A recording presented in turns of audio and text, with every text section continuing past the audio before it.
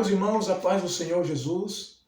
Aqui quem vos fala é o pastor Rodrigo Rocha, segundo vice-presidente da Assembleia de Deus, Ministério Paulista, presidida pela pessoa do pastor José Werneck Santos, e nós estamos aqui para darmos continuidade às lições bíblicas. O título da nossa revista é A Igreja Eleita, remida pelo sangue de Cristo e selada com o Espírito Santo da promessa. Hoje nós vamos falar da segunda lição, a lição que tem o título de A Sublimidade das Bênçãos Espirituais em Cristo Jesus. Então nós vamos fazer aqui a leitura, do texto áureo, a leitura dos textos bíblicos, aqui do texto bíblico sugerido pelo autor, a lição de número 2 para o dia 12 de abril de 2020. O texto áureo diz assim: Bendito Deus e Pai de nosso Senhor Jesus Cristo, ao qual nos abençoou com todas as bênçãos espirituais nos lugares celestiais em Cristo. Esse texto se encontra em Efésios, capítulo 1, versículo 3. E a verdade prática é: Deus nos elegeu em Cristo, antes da fundação do mundo, para que desfrutássemos das bênçãos espirituais.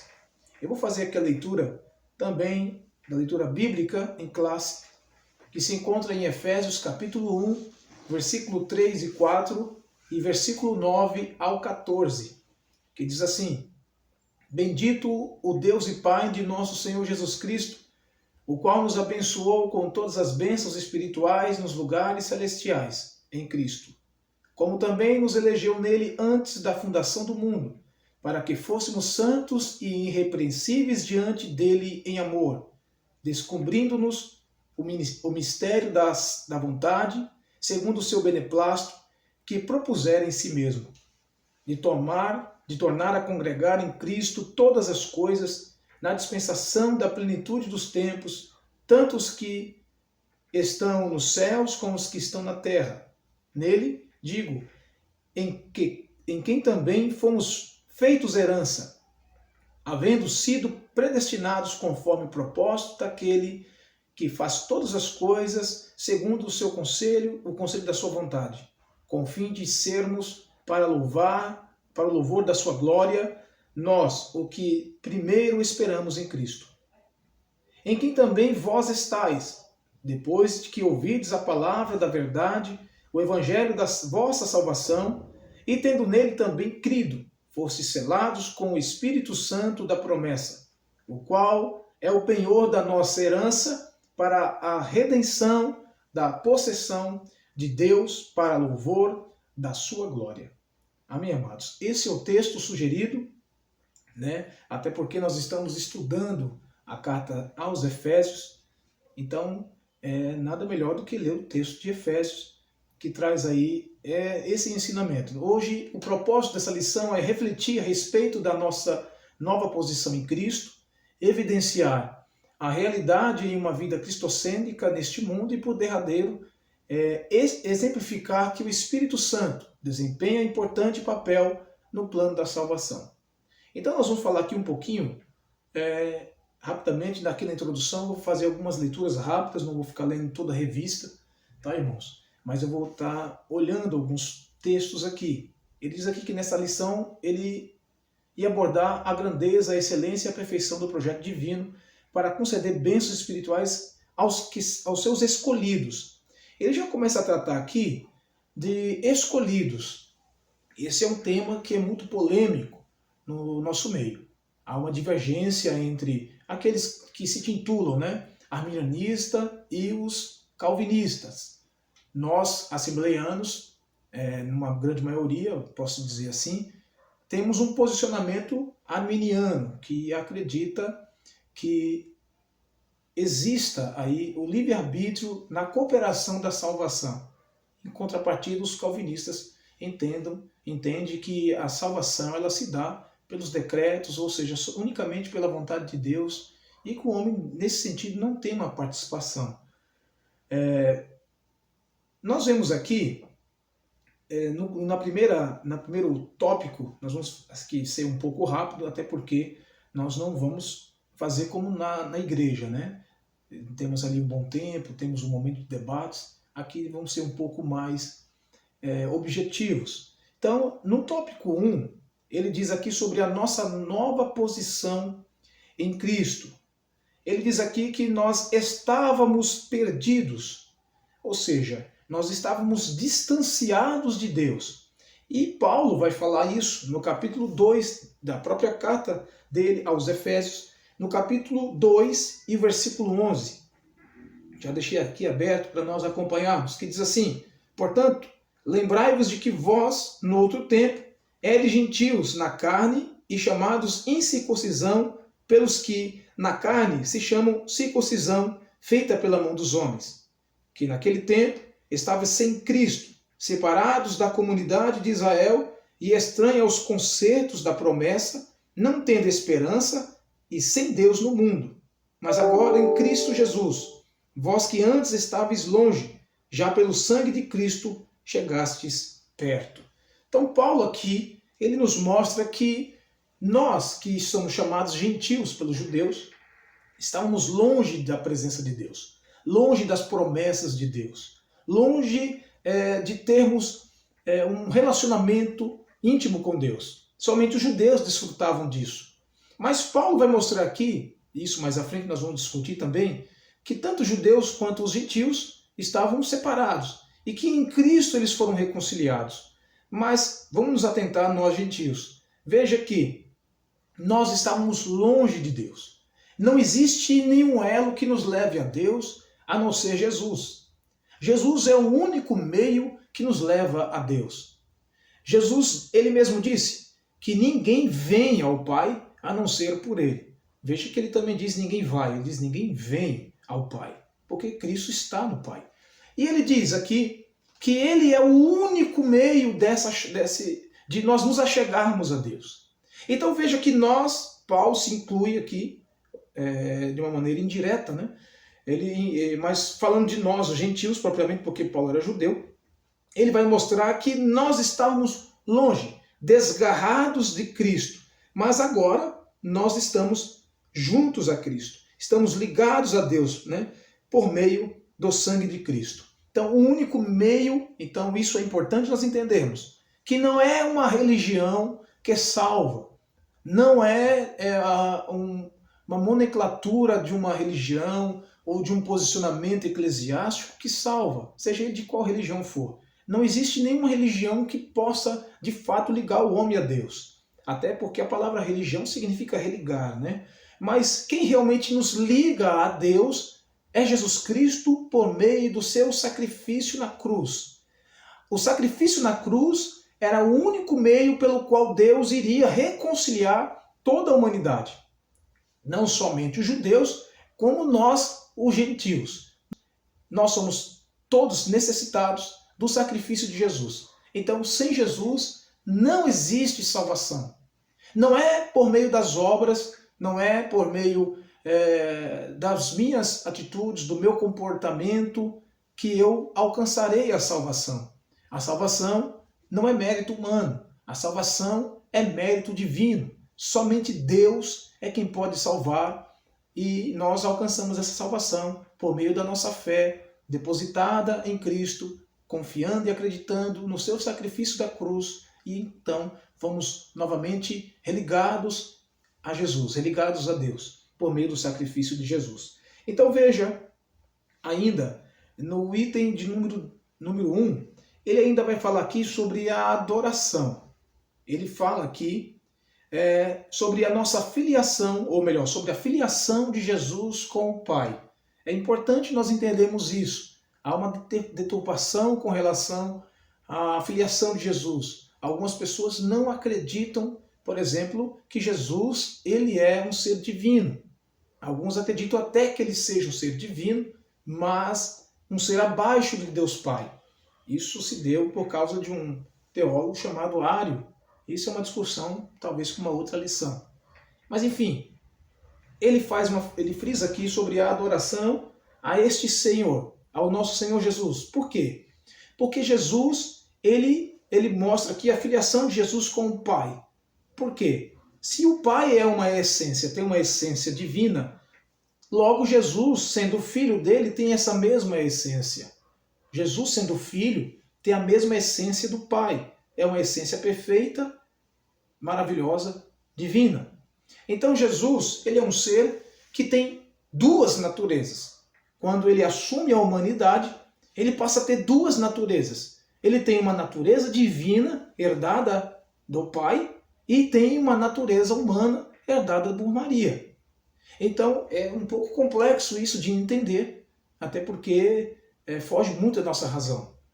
Jesus, ele como homem, tinha uma natureza humana perfeita, mas nunca deixou de ser Deus. Jesus sempre, mesmo como homem, ele permaneceu Deus em sua plenitude. No entanto, ele se abdicou de algumas coisas, como por exemplo, ele passou a ter as suas necessidades fisiológicas.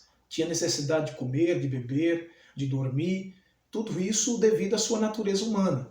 Mas isso não fere em nada a sua deidade. Então Jesus nunca deixou de ser Deus ao assumir a sua humanidade. Então, e ele mostra na revista que ele deve receber adoração. Por quê? Porque ele é Deus. E Deus é o único ser digno de receber adoração e louvor. No item de número 2, ainda do tópico 1, ele vai falar sobre as bênçãos espirituais. As bênçãos espirituais, ele deixa muito frisado aqui, que não são bênçãos materiais. O que isso significa?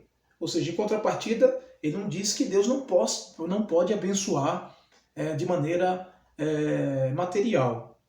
Mas o que ele vai nos mostrar é que as bênçãos que Jesus nos outorgou na cruz com o seu sacrifício foi justamente as bênçãos espirituais.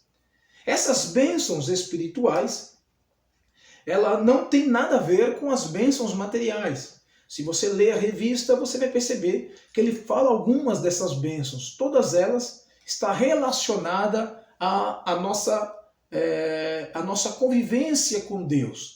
Essa convivência que havia sido perdida lá no Éden por Adão. Adão, quando peca, ele perde muitas coisas. Ele perde a moradia, ele perde a comunhão com Deus, ele perde a sua imortalidade, porque agora ele passa a envelhecer, passa a ficar doente, enfim. E essas coisas são reconquistadas através da cruz, através do sangue de Cristo, e a humanidade agora pode novamente desfrutar dessas bênçãos. Então, é importante entender que Paulo aqui está frisando de bênçãos espirituais. Essas bênçãos, elas só podem ser alcançadas por meio do sacrifício de Jesus. Algumas pessoas até acreditam que o ser humano, ele não recebe. Eu conheci um amigo que dizia que Deus não abençoa materialmente. Eu não concordo com isso. Até acredito e sei que Deus, ele também abençoa materialmente. Mas esse não é o objetivo maior. Deus, ele abençoou o povo de Israel. Isso é uma coisa muito explícita, de maneira muito material mesmo. É uma coisa muito explícita no Antigo Testamento. No entanto, Jesus, quando está dando o seu sermão da montanha, a grande pregação de Jesus Cristo, que se encontra no Evangelho de Mateus, no capítulo 5 ao capítulo 7. Esses 3 capítulos são maravilhosos. Toda a Bíblia mas esses 3 capítulos mostram de maneira muito clara o objetivo do Evangelho. E no capítulo 6, Jesus fala sobre a solicitude da vida, o desejo que o ser humano tem em se preocupar com o dia do amanhã, com as coisas que irá conquistar. E Jesus deixa muito claro no versículo 33 que nós não devíamos nos preocupar com essas coisas. Ele diz: buscai, pois, em primeiro lugar o reino de Deus e a sua justiça, e todas estas coisas, as coisas que ele diz nos versículos anteriores desse capítulo, que são realmente as coisas da vida. Ele diz: todas essas coisas vos serão acrescentadas. Ou seja, Jesus ele frisa dizendo que o nosso coração, que o nosso desejo, em primeiro lugar, deve estar em buscar a Deus, em como agradar a Deus. Paulo vai dizer aos Colossenses, capítulo 3, que nós devemos pensar nas coisas que são de cima, que nós devemos buscar as coisas que são de cima e não as que são da terra. Isso não significa que nós não devemos buscar as coisas da terra também. Não está dizendo que nós não devemos nos preparar, que nós não devemos estudar, que nós não devemos buscar um bom emprego. Em nenhum momento ele está dizendo isso. Mas ele diz que o nosso coração ele deve estar em primeiro lugar voltado para as coisas de Deus, sabendo que nós estamos vivendo na terra e que precisamos aqui comer, beber, e se puder fazer isso de maneira cada vez melhor, isso é ótimo. No entanto, o nosso primeiro propósito deve estar no céu. Devemos compreender que Deus, ele nos deu uma vida e essa vida é muito rápida, ela é muito funesta, ela é muito passageira e em breve ela vai ser desfeita. Seca-se a erva, cai-se as flores. Somente a palavra de Deus permanece para sempre. Todos nós iremos passar um dia. Então precisamos estar prontos, preparados para subir ao céu. Paulo vai dizer também que o homem exterior se corrompia, ou seja, ele ia se degradando, envelhecendo. No entanto, o seu homem interior, a sua alma e o seu espírito estavam renovados todos os dias por Deus. Esse deve ser o pensamento do cristão, ter um coração voltado para as coisas de Deus. No tópico de número 2, nós vamos ver, o título diz assim, uma vida cristocêntrica neste mundo. Ele inicia dizendo assim, embora o pecado tenha adentrado ao mundo, Deus projetou a primazia de Cristo na remissão dos pecadores e na restauração de todas as coisas para o louvor da sua glória. Então ele diz no primeiro item, a revelação do mistério. É importante entender essa revelação. A revelação é a coisa mais fundamental ou maravilhosa que o ser humano pode ter. Porque Paulo, eu vou ler aqui com os irmãos, segunda carta de Paulo aos Coríntios, capítulo de número 4, e o versículo de número 6. É importante nós lermos esse texto, o 7 também.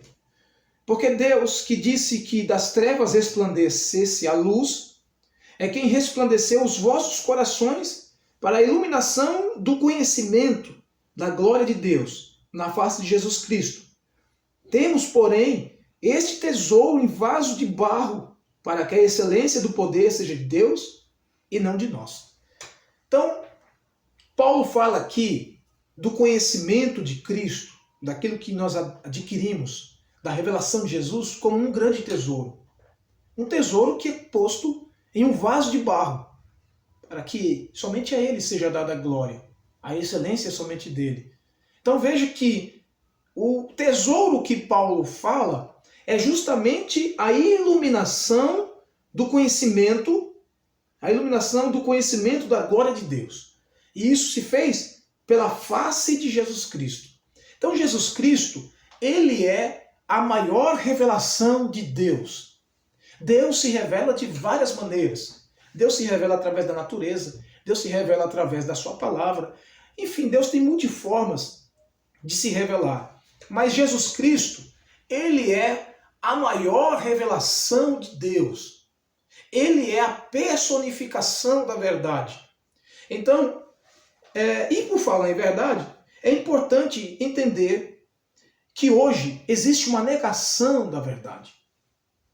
Hoje, as grandes discussões é em relação aos absolutos, ou melhor, não existe nada em absoluto para o mundo secular.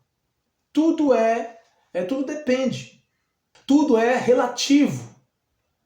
É a teoria da relatividade que hoje ela tomou força no nosso meio. Então, vejamos que a verdade hoje ela é realmente muito perseguida.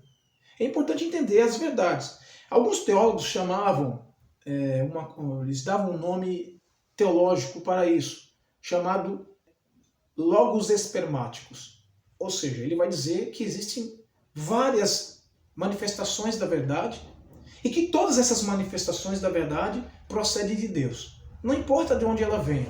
Não importa se venha de um homem incrédulo, não importa se venha de um homem de Deus. Se é uma verdade, se é reconhecida como uma verdade absoluta, deixa de ser uma teoria e passa a ser lei, ela procede de Deus. Então é bem verdade que existem verdades. Existem, ao meu ver, isso é um pensamento muito particular, existe verdades e a verdade. Por exemplo, irmão, o que seriam as verdades? As verdades são aquelas coisas que realmente são algo comprovado, mas que, no entanto, elas não libertam o ser humano do pecado. Por exemplo, uma ciência exata, como a matemática, ela apresenta muitas verdades. É incontestável que 1 mais 1 é 2. Isso é uma verdade absoluta. No entanto, essa verdade ela não transforma a vida de ninguém. Agora, Jesus, ele é tido como a verdade que é transformadora.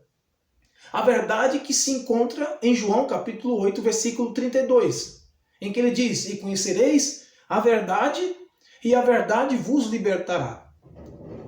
Em outro momento ele diz: "Se o Filho do Homem, pois, vos libertar, verdadeiramente sereis livres." Então, a verdade que Jesus se refere é a ele mesmo. Agora, é claro que existe a verdade escrita, que é a palavra de Deus. Jesus, na oração sacerdotal, no capítulo 17 e versículo 17 do Evangelho de João, Jesus orando ao Pai, ele diz: "Pai, santifica-os na verdade. A tua palavra é a verdade." Então a palavra escrita, a Bíblia Sagrada, é a verdade escrita. No entanto, Jesus, ele é a verdade encarnada. Jesus, ele é a verdade que liberta. Ele é o único que pode transformar as vidas. Então não é a busca pela ciência que pode transformar o ser humano. Não estou aqui querendo desfazer de maneira alguma das descobertas científicas, até porque elas são importantíssimas para a humanidade e para o seu desenvolvimento. Mas essas verdades descobertas pela ciência, elas não são capazes de transformar o íntimo do ser humano e levá-lo a Deus. Somente Jesus, como a verdade personificada, a verdade de Deus encarnada, é que pode transformar o ser humano. E nós podemos conhecê-la através também da Bíblia e, claro, através de um relacionamento de oração e de comunhão com o Senhor. Então, a verdade, irmãos, ela é exaltada aqui, a revelação. Essa revelação ela se deu por Deus. Tudo que nós sabemos de Deus é aquilo que Ele quis se deixar revelar. Não sabemos nada de Deus a não ser aquilo que Ele deixou revelado ao ser humano.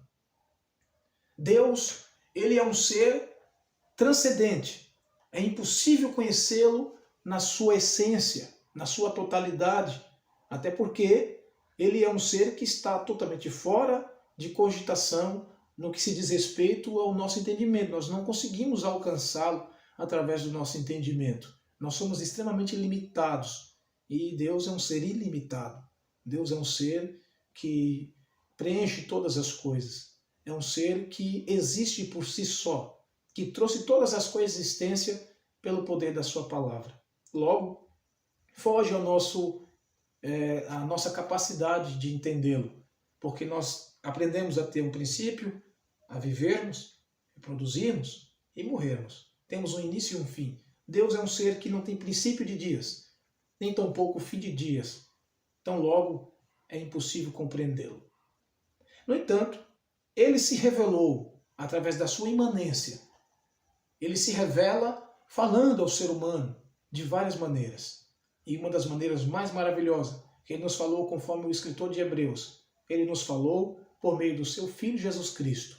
E essa é a revelação de Deus para nós. Não existe nenhuma revelação maior do que essa. Essa é a maior revelação que Deus poderia trazer à humanidade. Ele diz ainda no item de número 2, a plenitude dos tempos.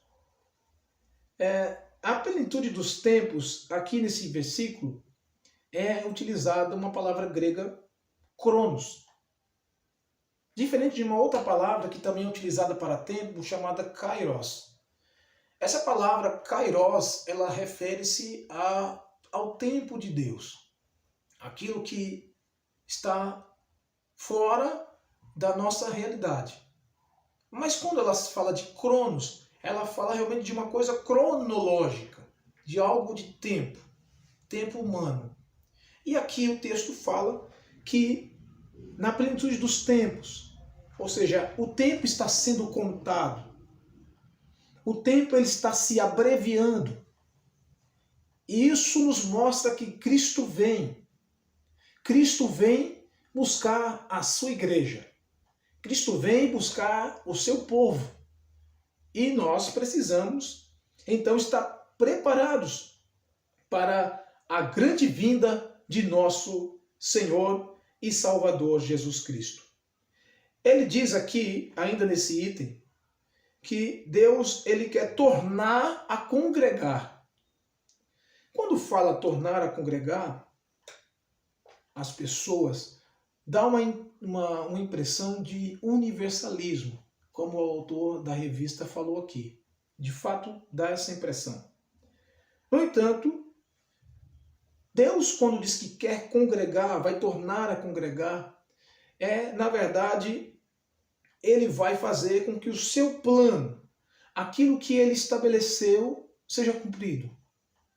Somente os salvos estarão lá, congregados com Deus. Somente aqueles que entregaram a sua vida a Jesus, tiveram uma vida dedicada à fé em sua palavra, é que estarão congregados com Ele. Então essa ideia de universalismo, de que Deus vai salvar a tudo e a todos, ela realmente não tem bases, nós não temos bases. Algumas pessoas acreditam nisso, mas se nós analisarmos, a Bíblia ela vai ser sempre contra esse tipo de pensamento, porque senão seria vão Jesus morrer na cruz, não tinha sentido nós vivemos uma vida dedicada a Deus, enquanto outros não, e eles serem salvos da mesma maneira. Embora, eu vou ser sincero, devemos servir a Deus por prazer, né? Não por medo do inferno. Existem pessoas que servem a Deus por medo de ir para o inferno, né? Quando na verdade nós devemos servir a Deus por prazer, porque realmente bom é servir ao Senhor. No entanto, é uma realidade que não é simples, tão simples vencer as obras da carne. No item de número 3, ainda no tópico de número 2, ele diz para o louvor da sua glória. Ele vai mostrar aqui que Deus ele salvou tanto os judeus quanto os gentios para que ele fosse glorificado. Veja aqui comigo em Efésios capítulo 2 e o versículo de número 14 ao 16. Porque ele é a nossa paz, a qual de ambos os povos fez um. Que ambos os povos? Ambos os povos, judeus e gentios. Esses dois povos, Paulo diz que Jesus fez um. Esse povo hoje se chama igreja. E derribando a parede da separação que estava no meio. Versículo 16. E pela cruz reconciliar ambos com Deus em um corpo, matando com ela as inimizades. Veja que novamente ele fala, ele reconcilia ambos em um único corpo. A igreja, ela é o corpo de Jesus. E nós devemos glorificar ao Senhor por isso. Esse é o intuito aqui do item 3. Mostrar que nós devemos a Ele louvor. Porque Jesus pegou esses dois povos e fez um único povo e deu a eles as bênçãos espirituais que estavam ocultas, que até então ninguém conhecia. Veja comigo, capítulo 1 e versículo 26 de Colossenses. Colossenses, capítulo 1, versículo 26. O mistério que estava oculto desde todos os séculos e em todas as gerações e que agora foi manifesto aos seus santos, aos quais Deus quis fazer conhecer quais são as riquezas da glória desse mistério entre os gentios, que é Cristo em vós, esperança da glória. Então, esse mistério estava oculto e Deus nos revelou. É interessante que Jesus faz uma oração a Deus. Capítulo 11, versículo 25 de Mateus. Jesus diz lá, graças te dou, ó Pai, que ocultasse essas coisas aos sábios e entendidos e revelasse aos pequeninos. Então ele se revela aos pequenos, não necessariamente os pobres financeiramente, mas aqueles que são pobres de espírito, aqueles que reconhecem que somente em Deus existe, eles são necessitados de Deus, são carentes de Deus, são totalmente dependentes do auxílio de Deus. Esses são os humildes de espírito, esses são os pequenos, são aqueles a qual se põem diante de Deus e Deus se revela a ele. E a revelação estava oculta e nós recebemos esta revelação. Existem pessoas com um nível intelectual altíssimo. Existem pessoas que têm um poder de conhecimento vasto. No entanto, não recebeu a revelação de Deus. E você que recebeu, você que conhece hoje a Jesus, você hoje que sente a presença dele, você que hoje anda diante da presença dele, você deve glorificá-lo, você deve exaltá-lo, porque Deus, ele se revelou a você. Louvado seja Deus por isso. Então vamos aqui para o derradeiro tópico desta lição. O Espírito Santo, penhor da nossa esperança. Muito bem. Ele começa o item de número 1 falando sobre o selo do Espírito. Isso aqui é importante nós prestarmos atenção. O que é selo? Selo é uma autenticidade. Selo significa que aquilo é posse de uma pessoa. Então, quando Deus selou o ser humano com o Espírito Santo, ele está agora mostrando que ele é posse dele. Ele agora está sendo autenticado como filho dele. E é importante entendermos que isso se dá quando nós nos convertemos a Jesus. Isso não se dá, muitos, até no meio pentecostal, entendem que isso só acontece quando nós somos batizados com o Espírito Santo. Quando, na verdade, isso acontece quando nós nos convertemos a Jesus. O batismo com o Espírito Santo, dentro do pensamento pentecostal, ele é diferente do selo. Para os mais tradicionais, não. Entendem que o batismo e o selo sejam as mesmas coisas. Isso é uma discussão para um outro momento. Mas aqui, dentro da nossa visão pentecostal, nós entregamos a vida a Jesus. E a partir do momento em que nós nos convertemos dos nossos pecados, nós somos selados com o Espírito Santo. E o batismo com o Espírito Santo já é uma outra questão. Então é importante entender que somos selados quando recebemos Jesus como nosso Senhor e quando nos convertemos dos nossos pecados. Agora, a discussão é, quando existe essa conversão? Essa conversão, quando ela ocorre? Nós temos o costume de convidar as pessoas à frente para receberem Jesus, para receberem a fé. E quando elas vão, elas levantam a mão, fazem uma confissão de fé. Para muitos, naquele momento, ele já foi selado. Mas, na verdade, isso é uma coisa que está oculta. Somente Deus é quem pode saber. Porque depende da conversão daquela pessoa. Muitas pessoas vão à frente emocionadas, muitas pessoas choram, levantam as mãos, confessam, mas, no entanto, não têm uma vida transformada. Elas continuam com uma vida desregrada, uma vida entregue ao pecado e às vontades da carne. Então isso é uma grande demonstração de que ela não foi convertida e, consequentemente, não foi selada. Só pode ser selada aqueles que realmente se entregaram a Jesus. E o grande sinal é esse, uma vida transformada. A pessoa passa a ter atitudes diferentes, ela passa a se comportar de maneira diferente, porque a conversão ela também vai transformar a pessoa por fora. A pessoa agora começa a ter outros comportamentos que adoram a Deus. É claro que ela vai precisar se desenvolver, ela vai precisar aprender, o crescimento espiritual ele vai se dando conforme o tempo. A pessoa vai aprendendo, ela vai crescendo espiritualmente, crescendo em conhecimento de Deus. No entanto, a conversão ela já ocorreu. Aquela pessoa ela já está selada com o Espírito Santo. E um dos maiores sinais, sem dúvida, seria o fruto. Se a pessoa não tem fruto de salvo, alguma coisa ali está errada, né? Ela precisa ainda se converter e, consequentemente, receber o selo do Espírito Santo. No item de número 2, vai falar sobre o penhor da nossa esperança. Essa palavra, o penhor, ela surge lá no meio semítico, né? Até a lição aqui, se não me falha, ela comenta isso e vai mostrar, é isso mesmo, a palavra tem origem semítica e era usada nas transações comerciais para assegurar o preço e garantir o pagamento de algo.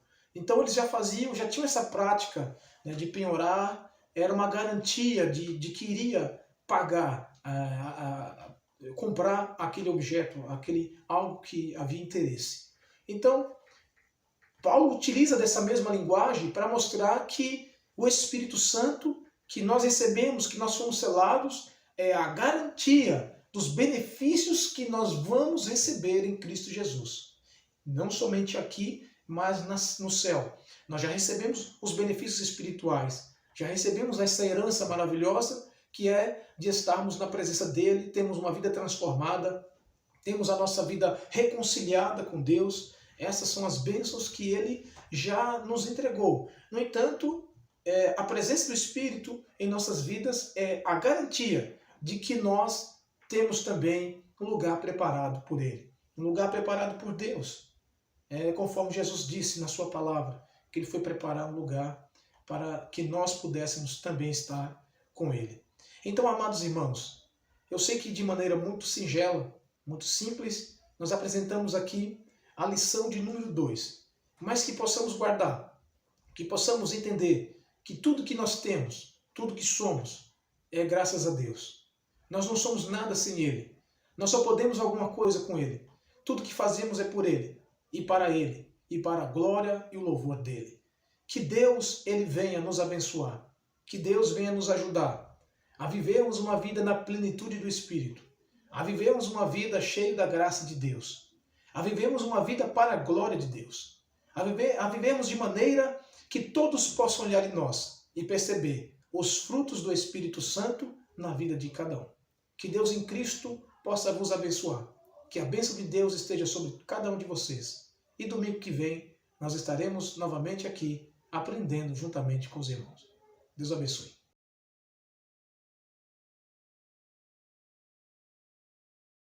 E se você gostou, deixe um like, deixe os seus comentários, deixe as perguntas, nós vamos dar um jeito de estar analisando as perguntas lá nos comentários e responder através dos comentários, tá bom? Os irmãos que já são daqui da nossa congregação, nós já temos os contatos, nós podemos responder até mesmo por WhatsApp. E você que ainda não é da nossa congregação, você pode fazer as perguntas lá, as suas colocações, seus comentários, não tem problema algum. Nós vamos analisar com todo cuidado, com todo carinho e vamos também respondê-los, tá bom? Deus abençoe a todos e compartilhe, tá bom? Compartilhe aí. Deus abençoe.